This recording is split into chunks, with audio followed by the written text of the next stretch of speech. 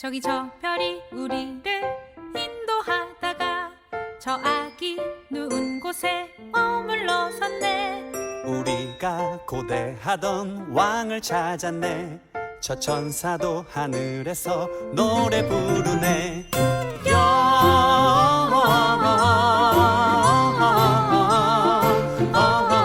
영광을 높이 계신 주께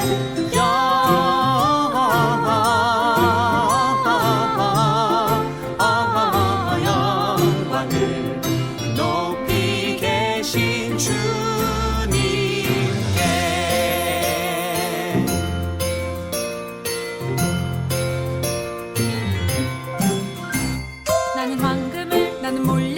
나는 유향을 드려 저 아기 메시아께 경배하리라. 나는 황금을 나는 몰약을 나는 유향을 드려 저 아기 메시아께 경배하리라.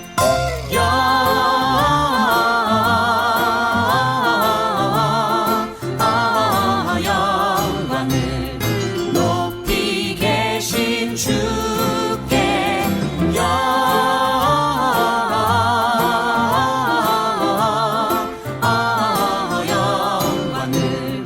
높이 계신 주님께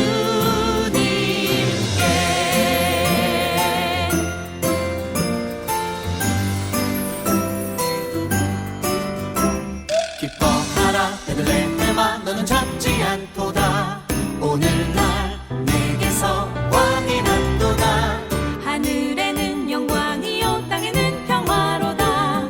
다 나와서 주님께 경배드리자.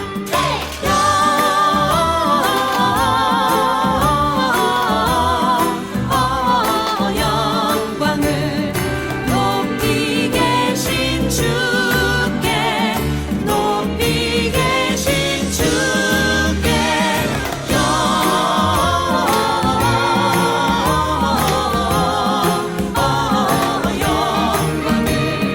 높이 계신 주님께 경배드리자.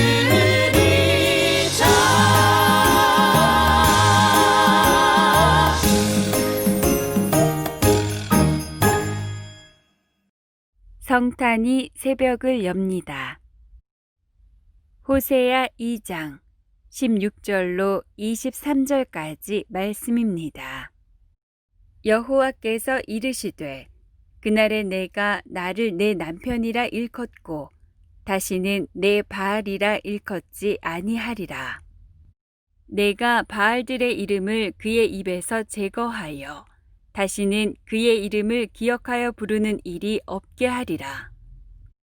그날에는 내가 그들을 위하여 들짐승과 공중의 새와 땅의 곤충과 더불어 언약을 맺으며 또 이 땅에서 활과 칼을 꺾어 전쟁을 없이 하고 그들로 평안히 눕게 하리라.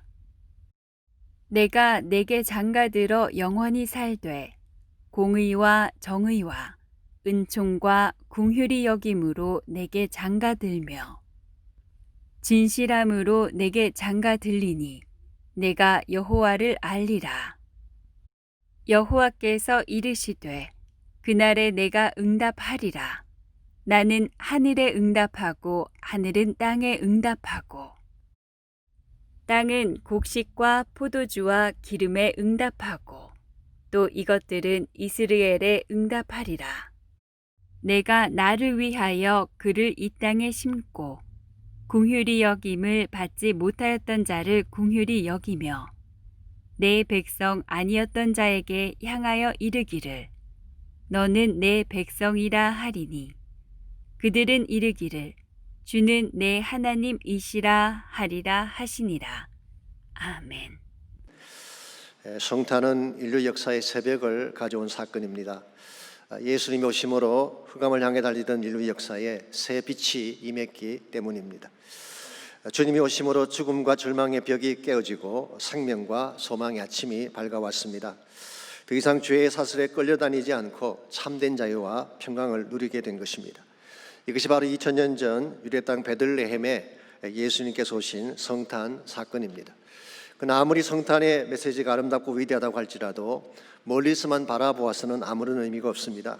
그 성탄이 나의 사건이 되어야 하는 것입니다. 성탄이 주님이 내 안에 들어오셔서 진짜 나의 임마누엘이 되실 때 우리 인생의 새벽이 찾아옵니다. 그때 어두움이 떠나가게 되고 새 희망을 볼 수 있게 되는 것입니다. 오래전 영국 런던의 길 한 모퉁이에서 구두를 닦는 소년이 있었습니다. 아버지가 하급 공무원이었습니다마는 빚을 갚지 못해 감옥으로 가는 바람에 소년 혼자 집안 식구들을 위해 일을 할 수밖에 없었습니다. 그래서 어린 나이 학교도 가지 못한 채 공장에서 노동도 하고 새벽부터 밤늦게까지 구두를 닦으면서 일을 한 것입니다.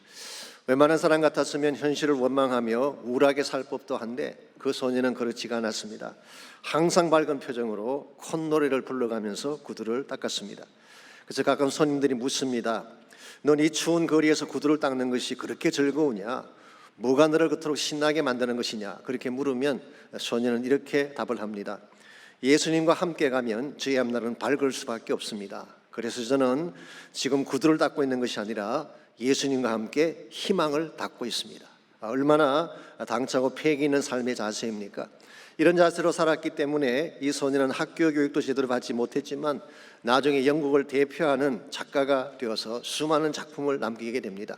어떤 사람은 이 사람을 거의 셰익스피어와 같은 명성을 누렸다, 그렇게 평가할 정도로 높은 명성을 지녔습니다. 이 사람이 바로 크리스마스 캐롤이라고 하는 불후의 명작을 남긴 찰스 디킨스라는 사람의 이야기입니다. 크리스마스 캐롤을 모르시는 분이 혹시 있나요? 구더스 스크리지 영감이 성탄절 아침에 세 사람을 변한 스토리 아마 다 아실 것입니다. 여러분, 검은 구두를 닦으면서도 밝은 희망을 노래하는 것, 여기에 성탄 메시지의 핵심이 있습니다. 예수님 역사상 가장 어두운 시기에 말구에 탄생하셨음에도 불구하고 새 희망의 빛을 온 땅에 비추어 주셨기 때문에 그렇습니다. 그러므로 우리가 비록 어려운 가운데 살고 있고 누추한 가운데 살고 있다고 할지라도 예수님을 만나면 새 빛의 아침이 찾아오는 것입니다. 이런 측면에서 이 성탄의 주님을 내 마음에 모시고 그분과 함께 인생을 달리는 것은 참으로 중요한 일입니다. 그분과 함께 갈 때 비로소 진정한 차원의 변화를 경험할 수 있기 때문에 그렇습니다. 성탄이 가까웠습니다마는 여러분은 과연 성탄의 주님을 만나셨는지요? 그분의 임재와 임마누엘 되심을 실제로 누리며 살고 계시는지요? 예수님이 정말 우리 삶의 중심에 계셔서 임마누엘이 되신다면 우리 삶 속에 어떤 역사들이 일어나게 될까요? 오늘 같이 읽은 본문에 보시면 메시아가 오시는 날 우리 모두에게 주어지게 될 새로운 축복에 대한 말씀이 소개가 되어 있습니다. 먼저 16절 말씀 보시면 여호와께서 이르시되 그날에 내가 나를 내 남편이라 일컫고 다시는 내 바알이라 일컫지 아니하리라 했어요. 여기 그날이라는 표현이 나오죠. 18절에도 그날이 나오고 21절에도 나옵니다마는 이 날이 어떤 날을 말하는 것일까요? 본문 전체를 읽어보게 되면 그날이 새로운 날이요 회복의 날이라고 하는 것은 분명합니다. 그런데 구체적으로 이 날이 어떤 날을 지칭하는 것인지에 대해서는 다양한 해석이 있습니다. 그중에 대표적인 것이 포로 귀환의 날로 보는 것입니다. 이스라엘이 비록 아수르에게 멸망을 당하긴 하지만 다시 포로에서 돌아올 날이 있다는 것입니다. 그런데 과연 역사적으로 이것이 맞습니까? 역사적으로 이스라엘이 아수르에 망해서 끌려간 것은 사실이지만 실제로 귀환했다는 기록은 없습니다. 오히려 아수르의 혼혈 정책으로 말미암아 그들의 아이덴티티를 다 상실하게 되죠. 그래서 등장한 것이 사마리아인 아니겠습니까? 어떤 분들은 유다가 귀환할 때 북이스라엘도 함께 귀환했다 그렇게 설명하기도 하지만 성경을 보게 되면 그건 사실이 아닌 것 같습니다. 그러므로 여기에 소개된 그날은 사실은 포로 귀환의 날을 말한다기보다는 종말론적인 회복의 날이라고 보는 것이 맞습니다. 흔히 여호와의 날 혹은 주의 날이라고 부르는 그날이죠. 그래서 주님이 오시는 날입니다.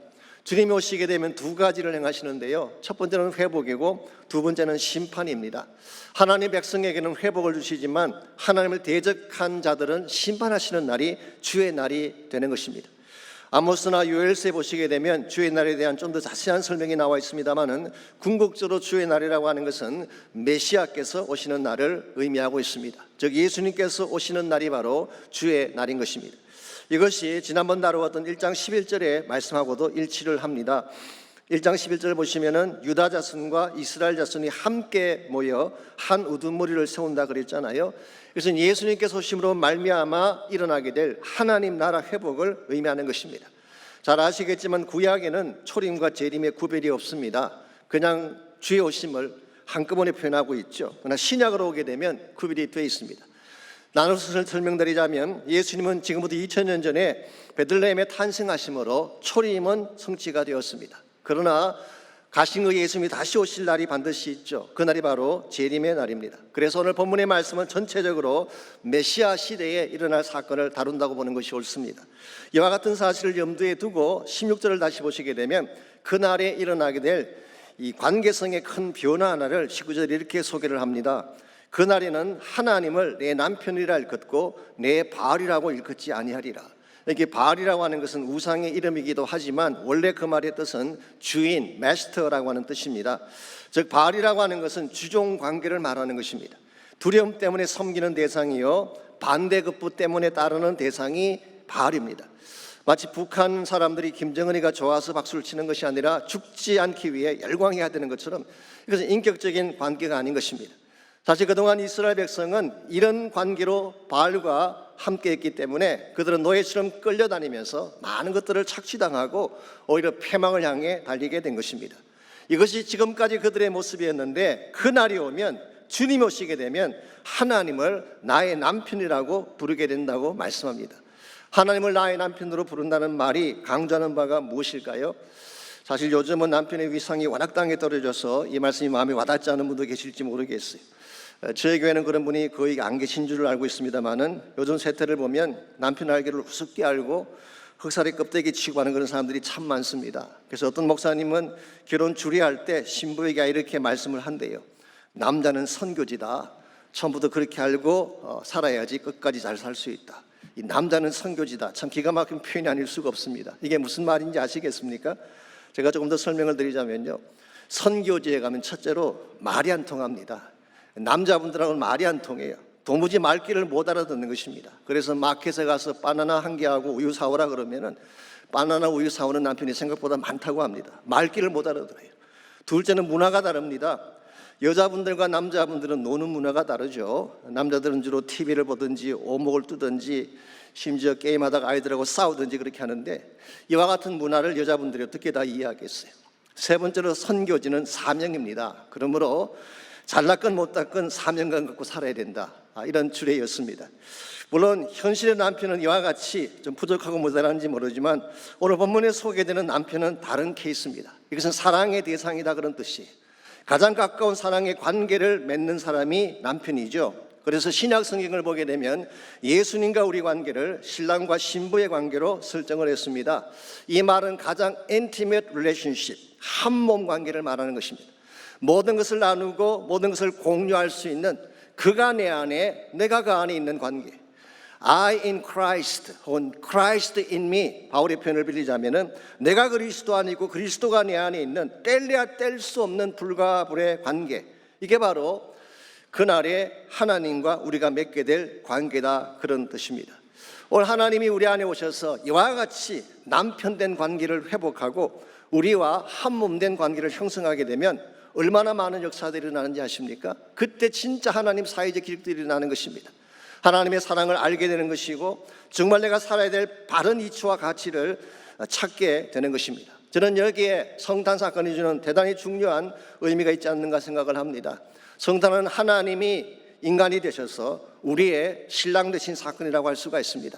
예수님 없이 잘못된 남편을 만나서 세상 가운데 끌려다니던 우리를 건져내셔서 가장 기쁘고 존귀하고 행복된 자로 만들기 위한 사건이 바로 성탄 사건인 것입니다. 이런 의미에서 여러분과 제가 진짜로 바른 삶, 새벽이 임하는 삶을 살기를 원한다면 그동안 내가 섬겼던 세상 바알을 다 버려버리고 예수님을 내 마음의 중심에 모셔야 하는 것입니다.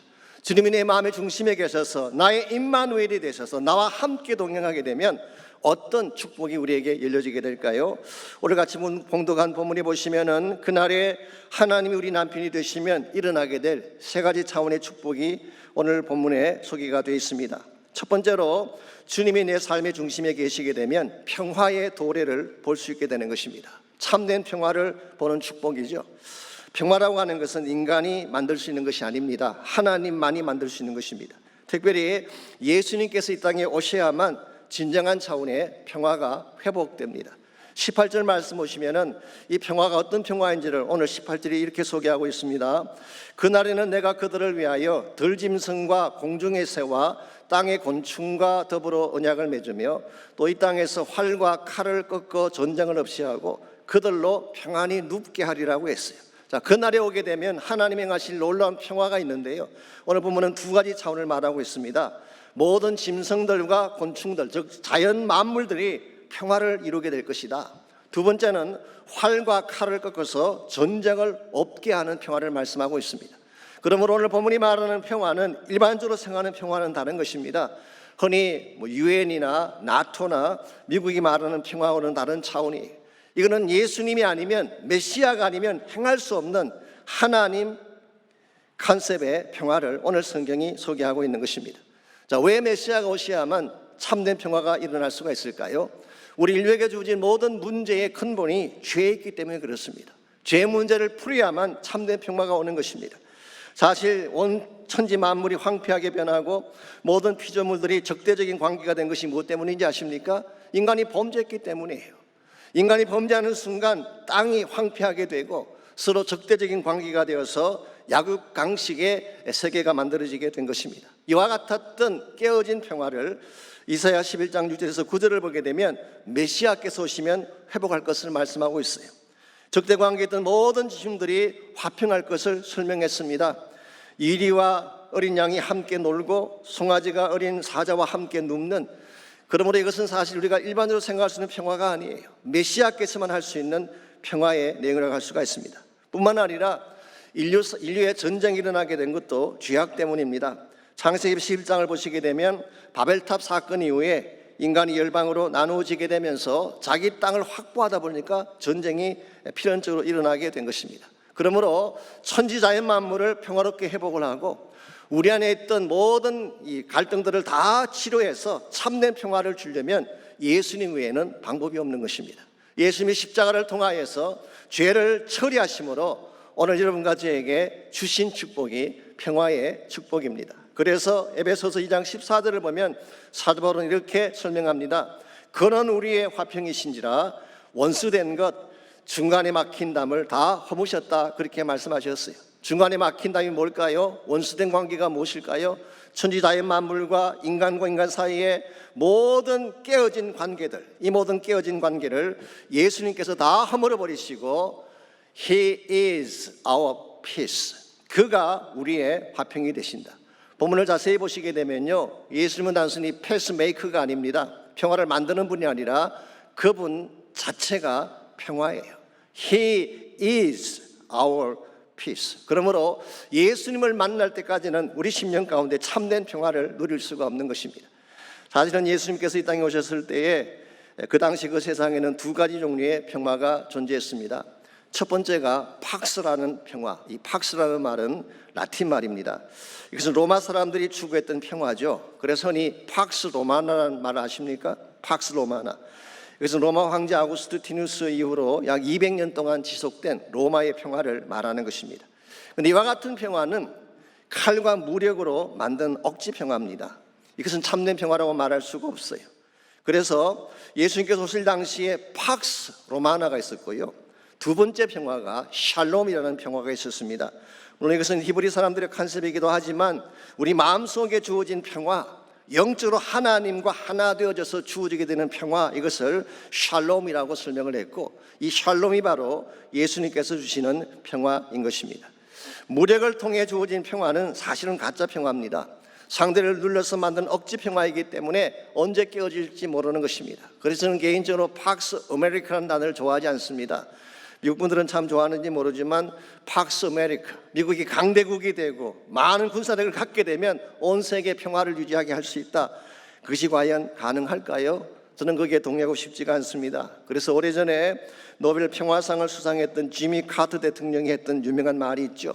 평화라고 하는 것은 전쟁이 없는 상태를 말하는 것이 아니라 예수님이 계신 상태를 말하는 것이다. Peace is not the absence of conflict.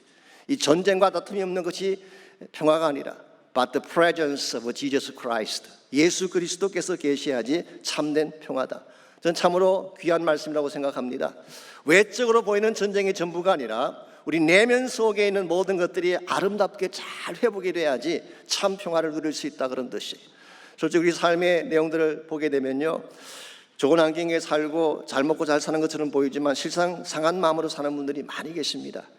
염려와 근심이 마음속에 가득 차 있는데 어떻게 평화할 수가 있겠어요? 마음속에 씻어버리지 못한 분노가 가득 차 있는데 어떻게 평화할 수가 있겠어요? 그래서 한국의 인기인들이나 재벌들을 보시기 바랍니다. 그들이 우리보다 돈도 많고 잘 살고 계시는데 왜 약을 먹고 알코올릭이 되고 그렇게 힘들게 살까요? 이 마음에 참 평화가 없기 때문에 그런 것입니다. 그러므로 우리 심령 가운데 진실된 평화를 주실 분은 오직 예수님 한 분밖에 없습니다. 예수님 만나야 평화할 수 있는 것입니다. 그래서 예수님께서 부활하신 직후에 두려움 가운데 숨어 떨고 문을 잠근 채 숨어있던 제자들을 찾아가서 주님께서 하신 첫 번째 말씀이 무엇이었나요? 너희에게 평강이 있을지어다. 샬롬, peace be with you. 이것이 바로 예수님께서 부활하신 후에 제자들을 만났을 때 첫 번째 말씀. 이 말씀이 떨어지는 순간 그들은 기뻐했다고 성경은 기록하고 있습니다. 그러므로 우리가 누려야 될 평강은 세상이 말하는 평화와 다른 것입니다. 예수님께서 죄 사함을 통해 주시는 평화, 하나님과의 관계를 깨끗하게 회복하심으로써 주시는 평화, 그 결과 우리 안에 누구도 빼앗아갈 수 없는 순결하고도 영원한 평화, 이게 바로 heavenly peace죠. 저는 여러분 모두의 심령 가운데 이 평강이 넘치시기를 축원합니다. 여러분 가정에 이 평화가 있어야 돼요. 이 사회 가운데 이 평화가 있어야 돼요. 팬데믹으로 수많은 사람들이 공포 가운데 떨고 있는데 이 성탄의 주님을 통해서 이 평강을 받게 된다면 그들은 일어날 수가 있는 것입니다. 이런 의미에서 정말 그날에 예수님이 나의 주인이 되시게 되면 첫 번째로 누리게 될 축복이 평화의 축복입니다. 두 번째로 자들의 변화를 보게 됩니다. 우리의 내면적인 변화, 우리 인격의 변화의 축복이라고 말할 수가 있겠습니다. 19절과 20절을 보시기 바랍니다. 내가 내게 장가들어 영원히 살되 공의와 정의와 은총과 긍휼이 여김으로 내게 장가들며 진실함으로 내게 장가들리니 내가 여호와를 알리라 그랬어요. 이 본문을 보시면요, 하나님이 이스라엘에게 장가드시겠대요. 이스라엘이 하나님께 결혼하는 것이 아니라 하나님이 장가를 드시겠대요. 영어 성경 보게 되면 betroth라는 단어를 썼는데요, 이 정혼한다 그런 뜻이에요. 히브리 원어를 보게 되면 사실은 첫 번째 결혼을 의미하는 단어입니다. 아시겠지만 사실은 이스라엘 백성이 한 번 결혼했다가 실패한 사람들 아닙니까? 저 결혼을 파괴하고 집 나갔던 아내가 이스라엘 민족이었습니다. 이미 다 더럽혀지고 상한 민족인데 하나님은 마치 그들이 순결한 신부인 것처럼 그들에게 장가드시겠다고 말씀하고 계세요. 그리고 장가들면 영원히 살겠다고 말씀합니다. 이것이 사실 은혜입니다. 죄 많고 울 많은 여러분과 저를 예수님께서 정결한 신부같이 여기시고 그분의 부인으로 맞아주신 것, 이게 은혜가 아니고 무엇이겠습니까? 자, 그런데 이와 같이 하나님이 그들을 정결한 신부로 여기셔서 결혼을 하시는데요, 결혼을 하게 되면 어떤 삶을 추구해야 될까요? 이 결혼 생활의 내용이 오늘 본문에 나와 있습니다. 하나님께서 그들에게 장가드실 때에 공의와 정의와 은총과 긍휼을 가지고 오시겠대요. 그러므로 공의와 정의, 은총과 긍휼이라고 하는 것은 하나님의 속성을 말하는 것입니다. 공의와 정의는 하나님의 의로우심을 반영하는 것이죠. 그 반면에 은혜와 긍휼은 하나님의 사랑을 반영하는 것입니다. 공의와 정의가 죄를 용납할 수 없는 정죄를 가져오게 한다면 은총과 긍휼은 용서와 용납을 가져오는 것이죠. 이 둘 중에 어느 것이 더 중요할 것일까요? 이 질문 자체가 잘못된 거 아시죠? 둘 다 필요한 것입니다. 하나님의 공의도 필요하고 하나님의 사랑도 필요해요. 그래서 예수님께서 십자가를 지신 것입니다. 예수님께서 하나님의 공의도 이루시고 우리를 향하신 사랑도 성취하셔서 여러분과 제가 하나님의 백성 되게 하시기 위해 지신 것이 십자가 아니겠습니까? 그래서 오늘 본문에서 하나님은 우리와 관계를 맺으시는데 그냥 관계를 맺는 것이 아니라 하나님께서 가지신 인격적인 속성을 가지고 우리와 관계를 맺기 때문에 이제 우리의 삶도 하나님을 닮아서 당연히 이와 같은 새로운 삶의 퀄리티가 있어야 된다, 그런 뜻이에요. 우리가 예수님 믿은 이후로 우리 삶 속에 변화가 일어나지 않습니까? 물론 외적인 변화도 있을 것입니다만 내면적인 변화가 참 중요해요. 내 인격의 변화가 일어나야 돼요. 내 삶의 방향이 달라져야 돼요. 옛날에는 거룩하지 못했는데 이젠 거룩한 삶을 살게 돼야 돼요. 세상과는 구별된 존재로 살아가야지 그리스도의 사람답다 말할 수가 있는 것입니다. 그래서 여러분과 제가 이 땅을 살아가면서 신부인데도 불구하고 신부답지 못하게 산다면 하나님 앞에도 죄송한 것이지만 세상 사람들에게도 비난을 받는 것입니다. 그래서 사도 바울은 골로새서 3장 9절과 10절에서 이 성도의 삶을, 지속적인 삶을 옷을 입는 것과 벗는 것으로 그렇게 비유를 했습니다. Put on and put off. 우리 크리스찬 삶이라고 하는 것은 무엇을 벗어버리고 무엇을 입는 삶이다. 좀 구체적인 내용을 말씀드리자면 옛 사람과 그 행위를 벗어버리고 새 사람을 입었으니 이는 자기를 창조하신 이의 형상을 따라 지식에까지 새롭게 하심을 입은 자니라 그랬어요. 우리가 예수님 만나게 되면 그리고 그분의 신부가 되어서 살기를 원한다면 먼저 옛 사람과 행위를 벗어야 되는 것입니다. put off 해야 돼요. 그리고 나서 자기를 창조하신 형상을 따라 새 사람을 입어야 되는 것입니다. 그래서 이게 put on 하는 것입니다. 그래서 옛 생활은 벗어버리고 새로운 그리스도의 옷을 갈아입는 것, 이게 사실은 성도의 삶이고 이렇게 살았을 때 우리 삶이 하나님 앞에 가치가 있고 세상 사람들이 보실 때도 향기가 나는 것입니다. 근데 우리가 분명히 예수님 만났다고 말을 하면서도 아직도 세상 냄새를 그대로 풍기고 있고 옛 생활의 악취를 그대로 가지고 있다면 어떻게 하나님 앞에 바로 설 수가 있겠어요? 오래전에 그렉 로리 목사님이 이런 재미있는 일화를 말씀하신 걸 들은 적이 있습니다. 어떤 형제 한 분이 결혼식 리허설을 하려고 멋진 양복을 차려입고 가다가 그만 세프틱 탱크에 빠지고 말았어요. 이 세프틱 탱크는 쉬운 말로 하면 똥통입니다. 자, 똥통에 결혼식 옷을 입고 빠지게 됐어요. 이제 어떻게 해야 될까요? 물로 씻는다고 해결이 될까요? 옷에 촘촘히 배인 그 냄새가 사라지지 않습니다. 혹은 세탁기에 넣고 돌리면 된다 그러는데요, 그런 경우에는 세탁기 자체를 망가뜨리게 됩니다.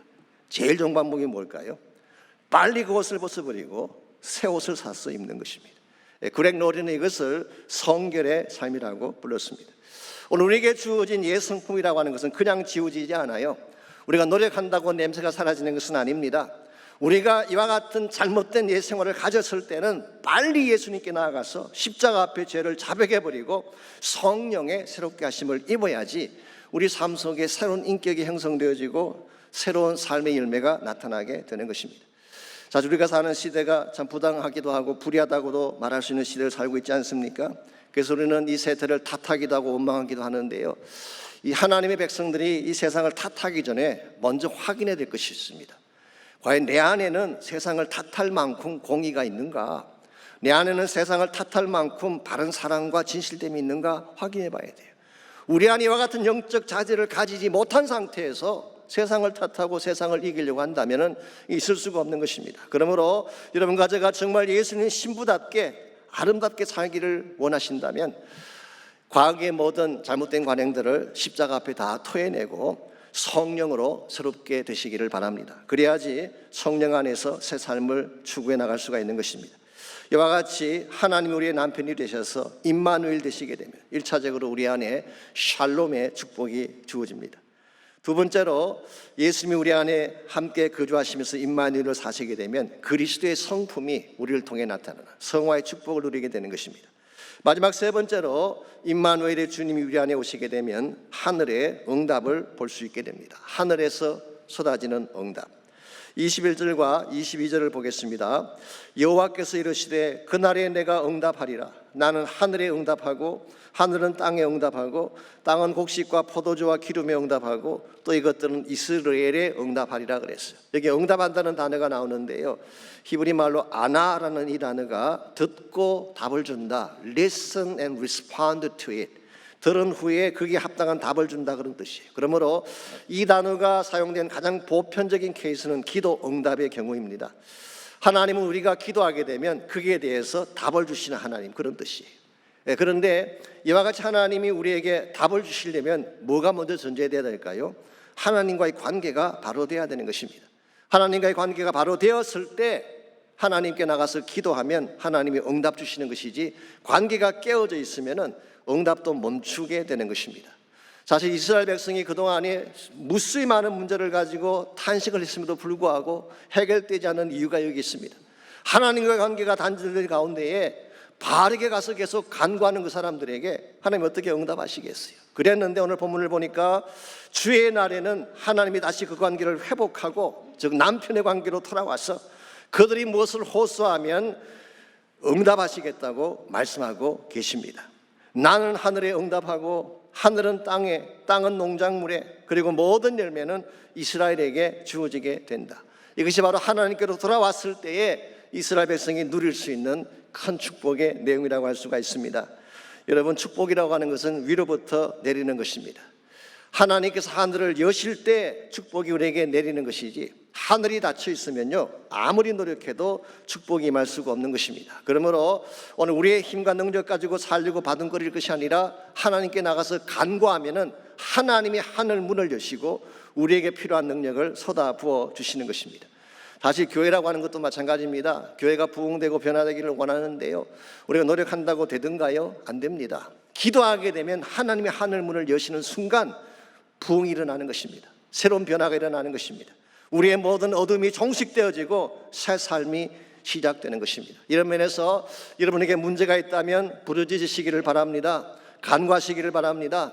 내 안에 오신 성탄의 주님을 신뢰하고 믿음 가운데 부르짖게 되면 예수 그리스도의 이름으로 하나님 반드시 응답해 주세요. 그래서 요한복음 16장 24절을 보면 주님이 이렇게 말씀하셨습니다.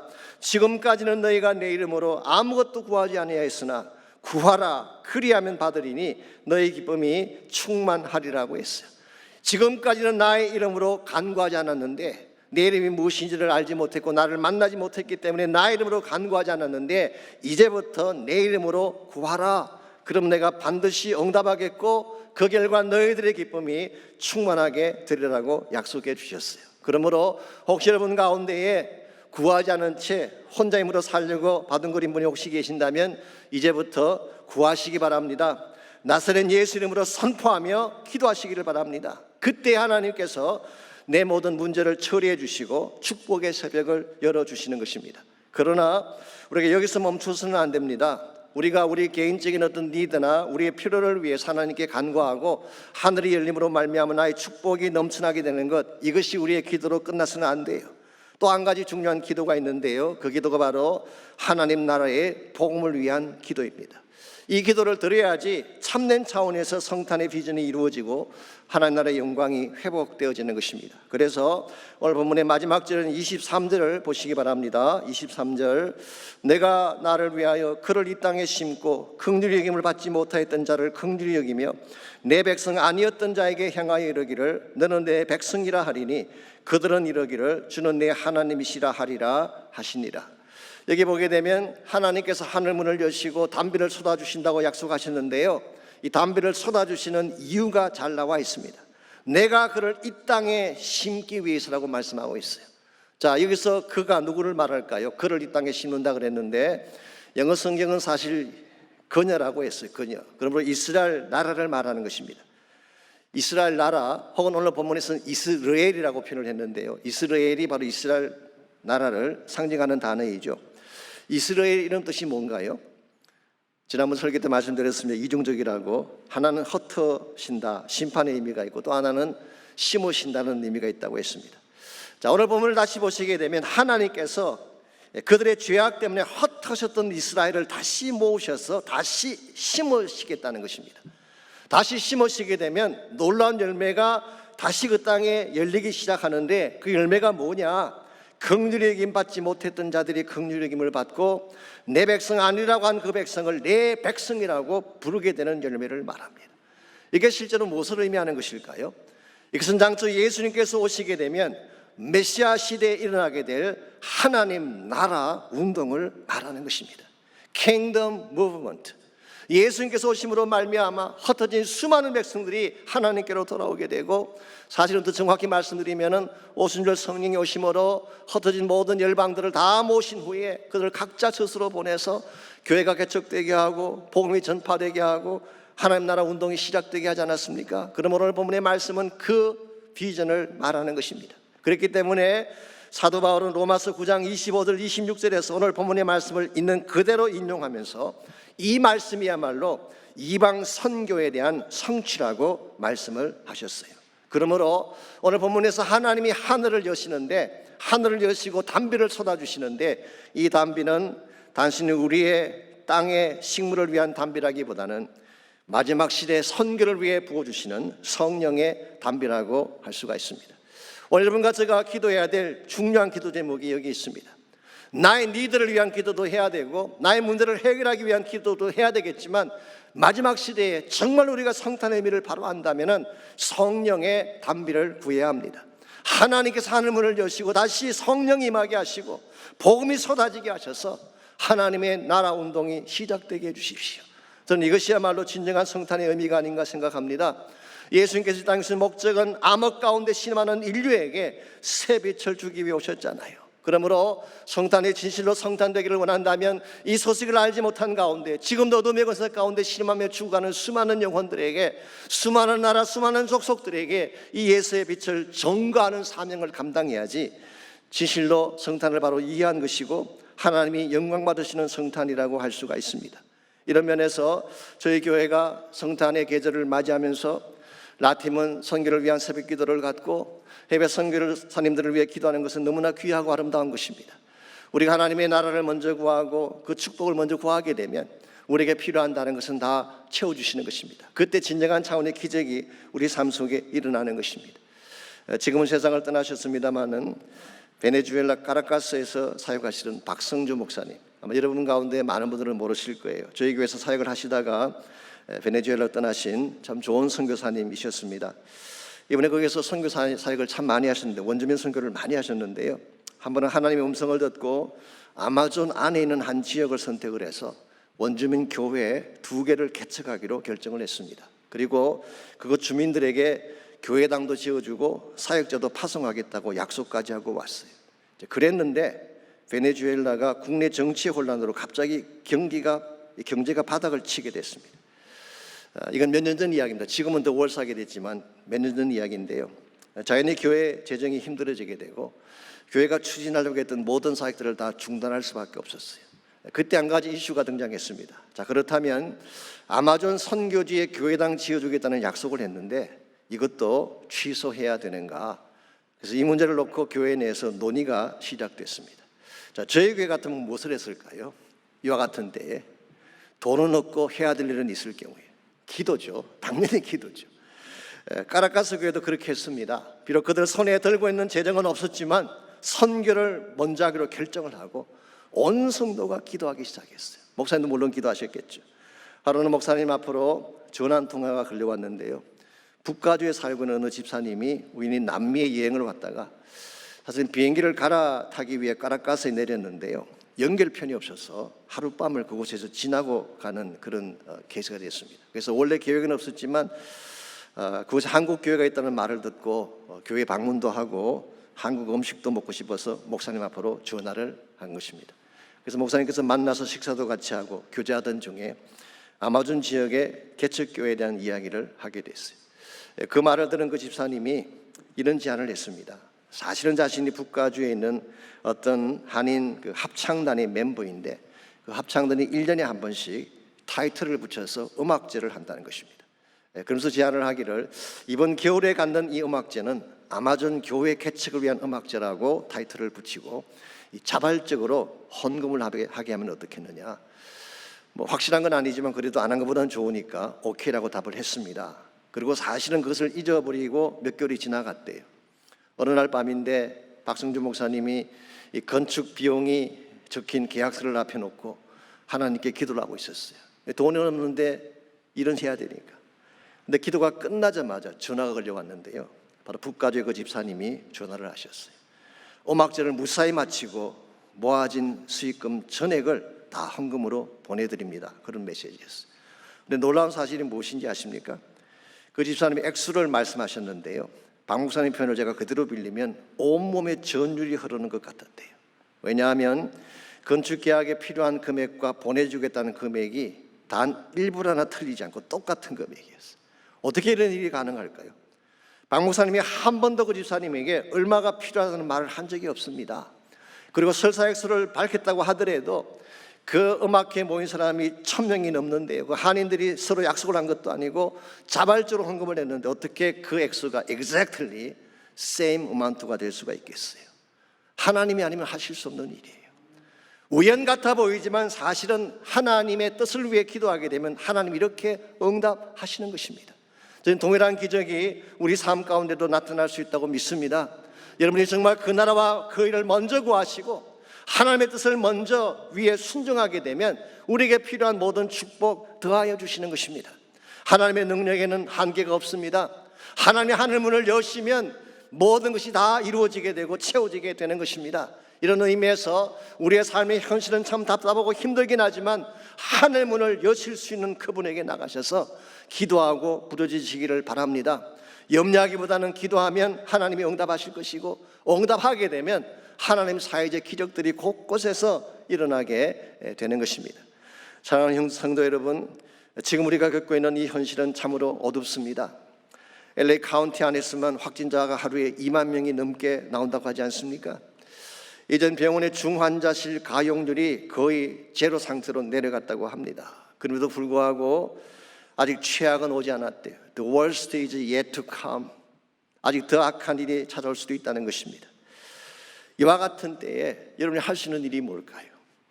정말 상황은 점점 악화되어져 가고 아무리 노력하고 애써도 인생의 문제는 풀리지 아니할 때 우리가 할 수 있는 일이 뭘까요?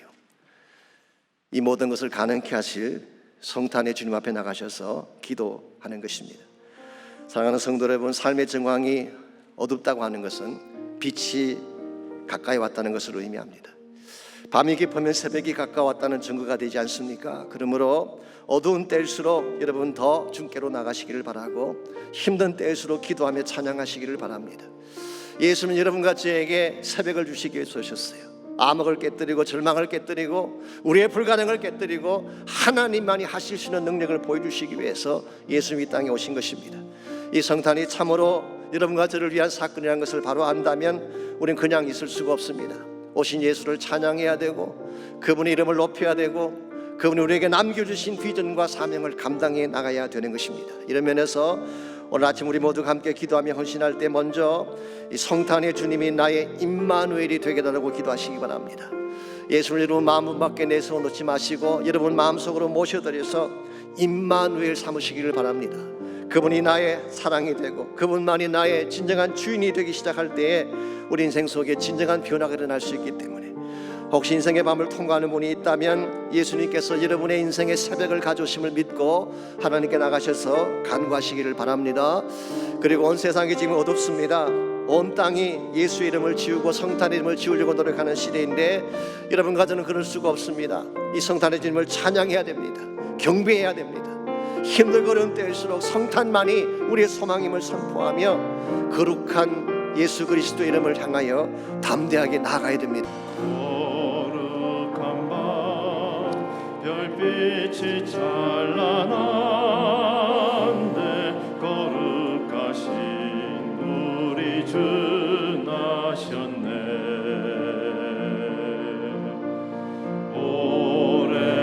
오랫동안 죄악에 얽매여서 헤매던 죄인이 오셨네. 우리를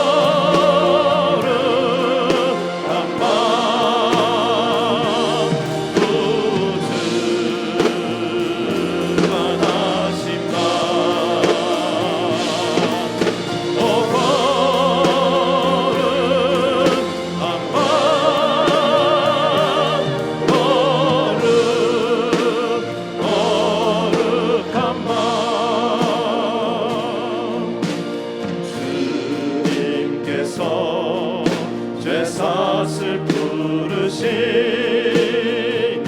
감사 찬송 다 함께 부르세 주 복음을 사랑과 평화로다 우리도 이 사랑을 나누세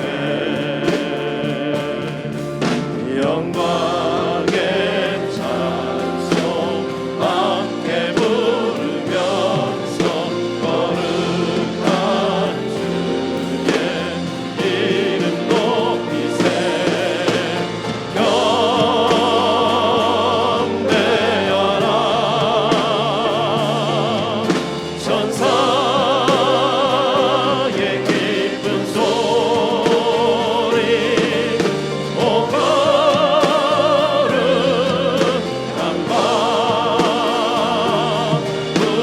구주가 나신 밤 오 거룩한 밤